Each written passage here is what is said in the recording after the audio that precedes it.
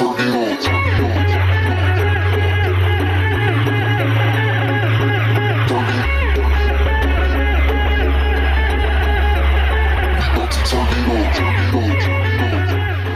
वालेकुम guys, welcome to a new video. आज के इस वीडियो का हमारा टॉपिक है वेरिएबल्स के। हम वेरिएबल्स की असेंबली में क्या होता है और हम कैसे उसको इनिशियलाइज करते हैं।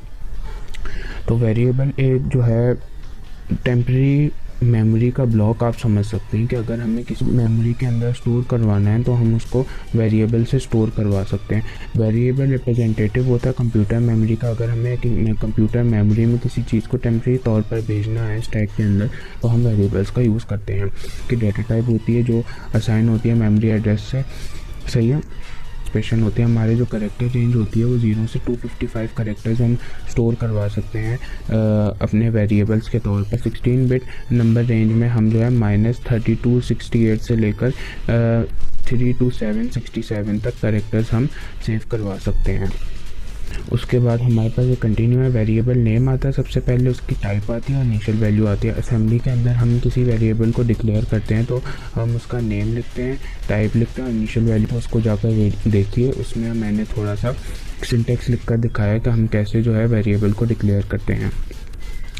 उसके बाद हमारे पास ये वेरिएबल का नाम आ गया, कुछ भी हम नाम रख सकते हैं। इसकी टाइप कि हमें 1 बिट वेरिएबल चाहिए, 2 बिट चाहिए, 4 बिट चाहिए, 10 बिट चाहिए, 8 बिट चाहिए, कौन सा वेरिएबल चाहिए करवाना है, या वैल्यूज़ एक से ज़्यादा वैल्यूज़ भी हो सकती हैं।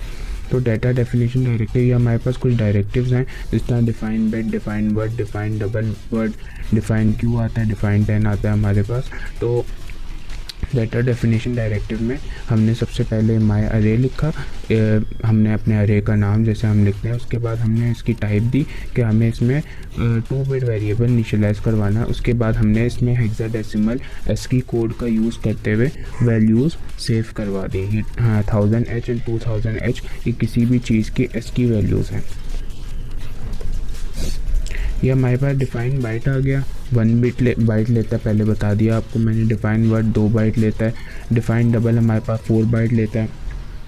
डिफाइन कॉड वर्ड हमारे पास 8 बाइट लेता है। डिफाइन 10 हमारे पास 10 बाइट लेता है।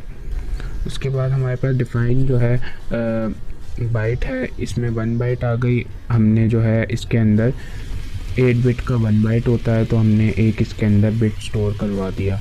ये हम इसमें जो है क्वेश्चन मार्क भी डाल सकते हैं। क्वेश्चन मार्क हम डालते हैं कि अगर हम रन टाइम पर कोई यूज़र इनपुट के थ्रू वैल्यू सेव करवाना चाहें तो हम जो है क्वेश्चन मार्क डाल देते हैं कि हम रन टाइम पर इसकी यूज़र इनपुट के थ्रू वैल्यू सेव करवाएंगे।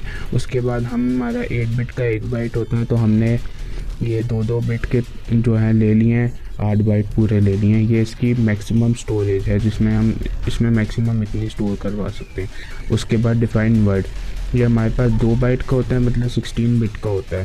तो हमारे पास ये हमने 2 बिट स्टोर करवा दिए इसमें। ये हमने 224 8 ले लिए। उसके बाद हमारे पास डिफाइन वर्ड होता है। डिफाइन वर्ड जो है हमारे पास डबल वर्ड हमारे पास 4 बाइट का होता है। तो आप इसको जो है 1 बाइट 8 बिट का होता है तो आप 8 से इसको मल्टीप्लाई करवा लें तो ये हमारे पास आ गया, 8 से ज़्यादा बिट आ गया। तो ये हमारे पास ये var2 हमने वेरिएबल का नाम लिया अपने, सॉरी अरे का, या हमने अपने वेरिएबल का ही नाम लिया। उसके बाद इसकी टाइप दी हमने और उसके बाद हमने इसका हेक्साडेसिमल वैल्यू दे दी कि हम 10H को इसमें स्टोर करवाना चाहते हैं। उसके बाद सीक्वेंस ऑफ मेमोरी बाइट्स और वर्ड्स, क्या सीक्वेंस होता है। फॉर एग्जांपल हमारे पास ये अरे है, हमने बी अरे ले लिया, इसमें हमने वर्ड को डिफ़ाइन कर दिया।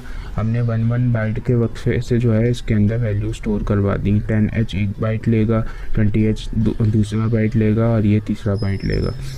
तो बी अरे में सबसे पहले हमारे पास इस एड्रेस पर जाकर हमारा 10H कंप्यूटर के अंदर सेव हो गया। ये 0 to 100H हमारे पास एड्रेस है, कंप्यूटर एड्रेस। हमारा कंप्यूटर जो है हर चीज़ को एड्रेस के अंदर सेव करता है, ज़ीरोज़ और वंस। और तो ये हमारे पास कंप्यूटर एड्रेस में 10H जाकर सेव हो गया।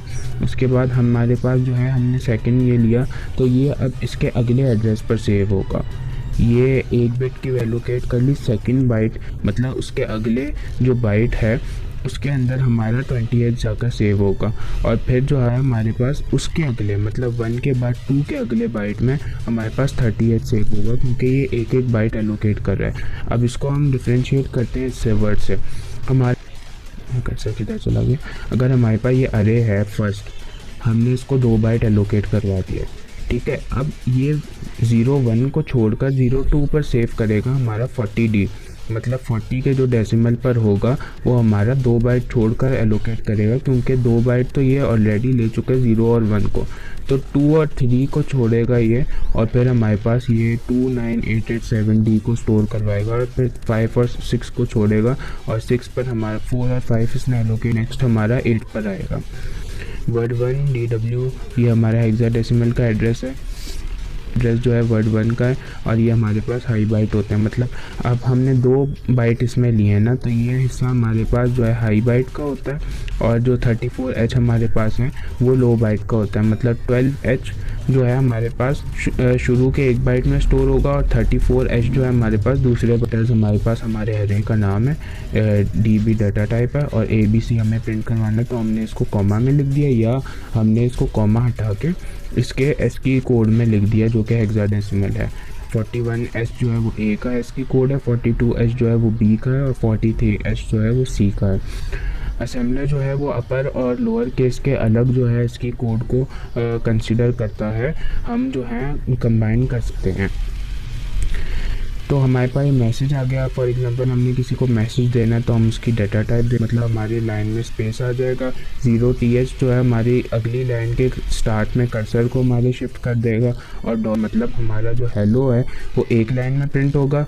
फिर जो है हमारे पास उसकी नेक्स्ट लाइन पास DB हमारे पास ये इसकी बाइट आ गई। 48H जो है वो H का हेक्साडेसिमल कोड है, 45H जो है वो E का हेक्साडेसिमल कोड है, 4CH हमारे पास जो है वो L का हेक्साडेसिमल कोड है, 4CH हमारे पास इसी तरह जो है L का हेक्साडेसिमल कोड है। अच्छा, इसमें जो C है ये हमारे पास A11 B12 और C13 ये 13 को रिप्रेजेंट कर रहा है। इसी तरह F जो है हमारे पास हेक्साडेसिमल का कोड है O का। फिर हमारे पास वही सेम चीज़ आ गई, 0AH लाइन फीड के लिए, 0DH हमारी नेक्स्ट लाइन के शुरू में कर्सर को मूव कर देता है, और डॉलर जो है हमारा वो 24H है, मतलब डॉलर का जो ASCII कोड है हेक्साडेसिमल का वो 24H हमारे पास आएगा। तो हम इसको डायरेक्ट ऐसे प्रिंट करवा दें या ऐसे प्रिंट करवा दें, बात एक ही है। उसके बाद हमने जो ये करेक्टर है, एक स्ट्रिंग है हमारे पास RG2Z, ये हमारे पास कैसे स्टोर होती है मेमोरी के अंदर। तो सबसे पहले हमारा इसके पास एड्रेस आ जाता है कि ये 0 लोकेशन पे R हमारा स्टोर होगा, G हमारा 1 पर स्टोर होगा। जिस तरह हम अरे में जो है एक मेमोरी एड्रेसेस देते हैं, इंडेक्सेस देते हैं, सेम उसी तरह ही हमारे पास इंडेक्सेस आ गए हैं कि ये हमारा फर्स्ट पे ये, सेकंड पे ये, थर्ड पे ये। फिर हमारे पास आ जाते हैं करेक्टर्स, जो हमारे करेक्टर्स हैं R G, फिर हमारे पास एक स्पेस आती है, स्पेस भी एक करेक्टर है असेंबली के अंदर, हम इसकी भी ASCII कोड है हमारे पास। उसके बाद 2 आता है, फिर Z आता है हमारे पास, ठीक है। उसके बाद इनके हमने हेक्साडेसिमल के ASCII कोड लिख दिए।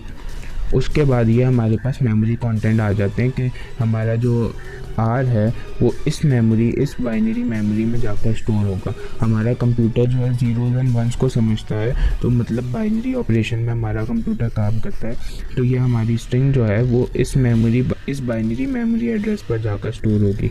फिर हमारा G जो है वो इस लोकेशन पर स्टोर होगा, फिर स्पेस इस लोकेशन पर स्टोर होगी। उसके बाद हमारा जो 2 है वो इस लोकेशन पे स्टोर होगा, और इसी तरह जो है हमारे पास जो Z है वो इस लोकेशन पे स्टोर होगा। इनमें किसी की भी वैल्यू सेम नहीं है, सब चेंजेस हैं, मतलब कोई भी सेम मेमोरी एड्रेस पर अगर स्टोर होगा तो वो उसको ओवरराइट करके स्टोर होगा। तो नेक्स्ट चलते हैं नेम कांस्टेंट। अगर हमें कोई सिंबॉलिक नेम लेना है अपने लिए तो हम उसका नेम लिखेंगे अपने अरे का, उसके बाद EQU यूज़ करेंगे, उसके बाद हम उसका सिंबॉलिक जो है नेम ले सकते हैं। अगर हमें सिंबॉलिक नेम भी यूज़ करना है अपने अरे का तो हम इस तरह से कर सकते हैं, नेम चेंज कर सकते हैं। EQU का बेसिक काम ये है। तो आज हमने ये सीखा अपने क्लास में कि हम कैसे जो है वो वेरिएबल्स को इनिशियलाइज़ करते हैं, कैसे हम जो है वेरिएबल्स का यूज़ करते हैं, किन किन टाइप के हमारे पास वेरिएबल होते हैं, वर्ड, बाइट।